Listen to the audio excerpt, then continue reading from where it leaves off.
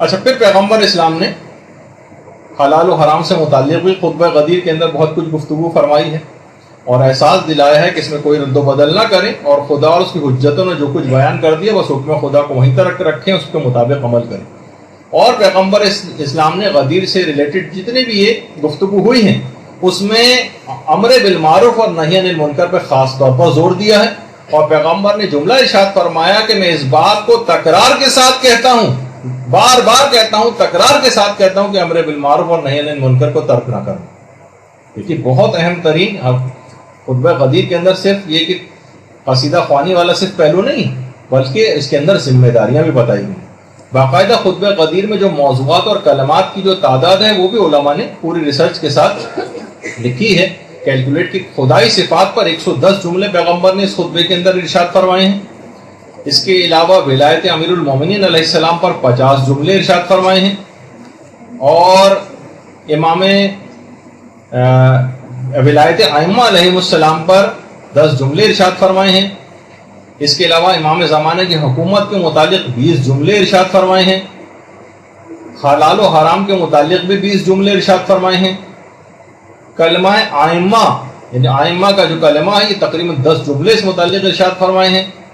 مہدی جو امام زمانہ کا لقب ہے 4 جملے اس متعلق ارشاد فرمائے ہیں۔ اس کے علاوہ فضائل امیر المومنین پر 20 جملے ہیں۔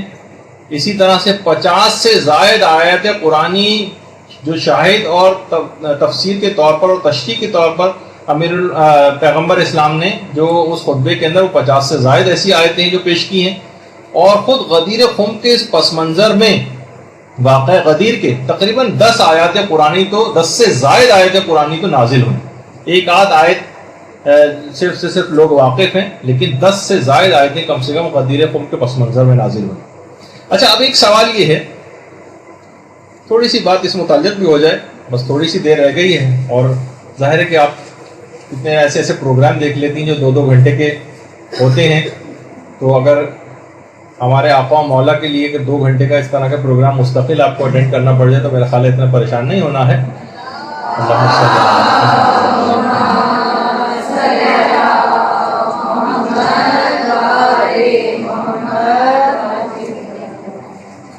اچھا، تو کہ پیغمبر اسلام نے آخر بیعت کیوں لی؟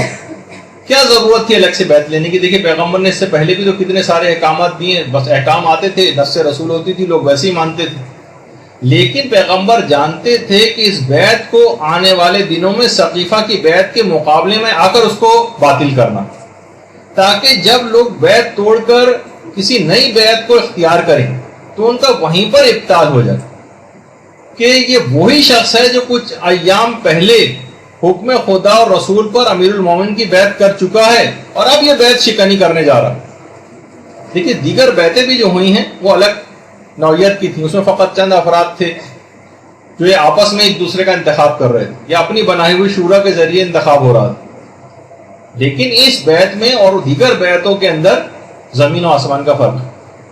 اب ایک سوال ہے، بس ویسے تو اتنا بڑا موضوع تھا غدیر کا، لیکن ایک سوال کہ اتنے دماغوں میں آتا ہے 1,20,000 صحابہ کا مجمع، اتنے واضح اعلان کے بعد لوگوں نے بیعت شکنی کیوں کی؟ بہت اہم سوال۔ دیکھیے کیسے ممکن ہے، لوگ اکثر معترضین یہ سوال کرتے ہیں کہ 1,20,000 صحابہ کا مجمع ہو، اتنی بڑی تعداد میں لوگوں نے حدیث غدیر سنی ہو اور ثقیفہ میں کوئی اعتراض نہ کرے، یہ کیسے ممکن ہے؟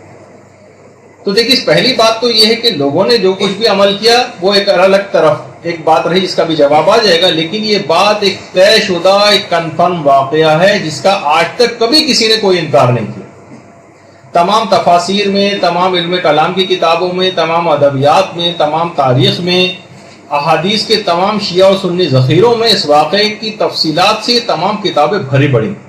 خود امام نسائی انہوں نے 250 واسطوں کے ساتھ اس واقعہ غدیر کو نقل کیا، تو اس کے واقع ہونے میں تو کوئی شک و شبہ نہیں۔ ہاں وہ سوال البتہ اپنی جگہ رہتا ہے کہ لوگوں نے پھر خاموشی کیوں اختیار کی؟ تو پہلی بات تو یہ کہ پیغمبر اسلام کے جتنے بھی مخلص اصحاب تھے سب لوگوں نے خاموشی اختیار نہیں کی تھی، بلکہ بعض افراد تو باقاعدہ بولے تھے، انہوں نے اعتراض کیا تھا۔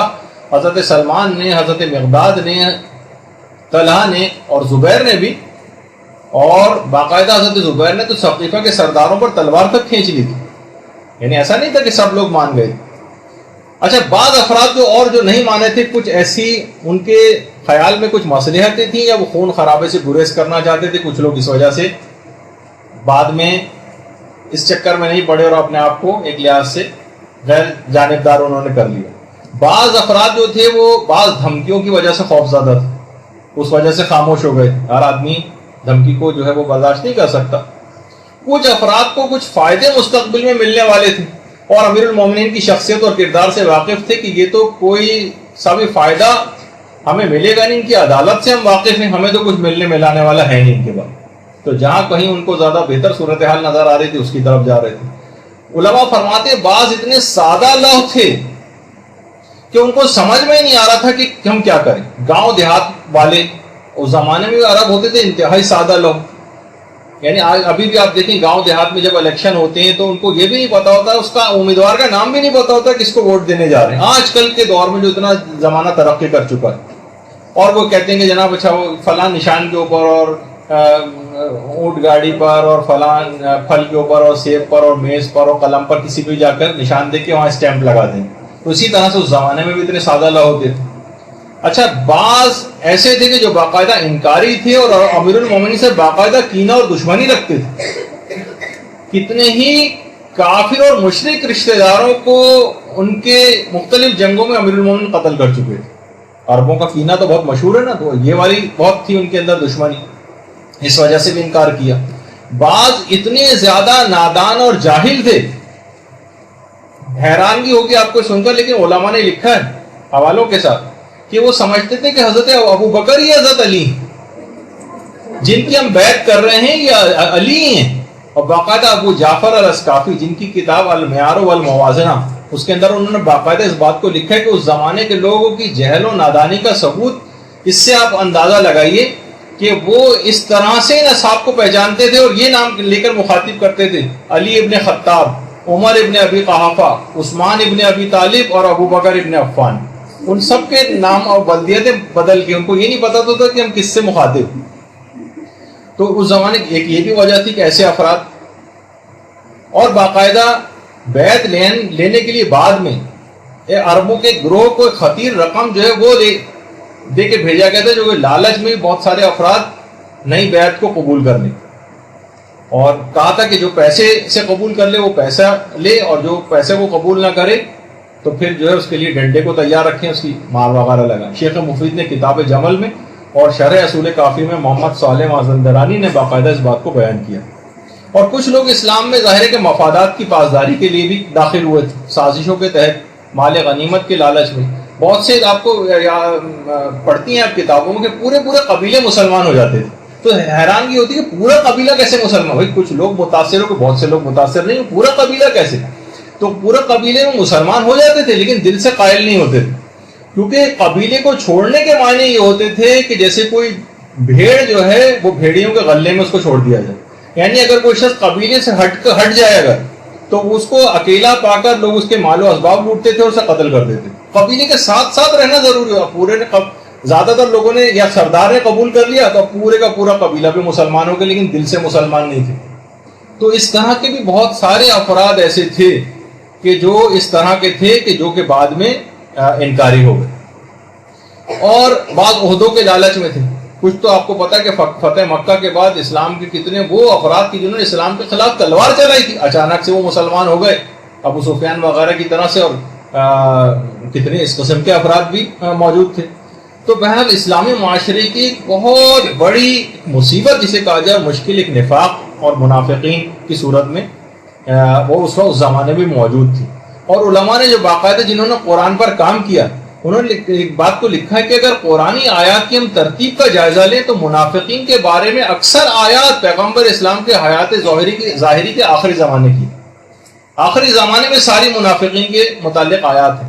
یہی وجہ ہے کہ آخری پیغمبر اسلام کے اس حج کے واقعے کے بعد منافقین نے آپس میں باقاعدہ ایک ایگریمنٹ کیا, سائن کیا تھا کہ, اور اسلام کے خلاف ایک دقیق اور پیچیدہ سازش بھی تیار کی تھی, جو کہ ابھی آج تو ہمارا اس کا موضوع جو ہے وہ نہیں ہوگا. اچھا, اب یہ جو ہوا تھا یہ تمام چیزیں انکار ولایت جن افراد نے کی تھی ان کے بھیانک نتائج بھی سامنے آنے لگے. کہ جب باقاعدہ امیر المومنین نے اصحاب کی جماعت سے کہا تھا کہ کس کس نے یہ حدیث سنی ہے وہ کھڑا ہو جائے، تو کچھ گروہ کھڑا ہو گیا تھا جس نے گواہی دی تھی اور بعض نے گواہی نہیں دی تھی، اور اس کے نتیجے میں لا علاج بیماریوں کے اندر جو ہے وہ لوگ مبتلا ہو گئے۔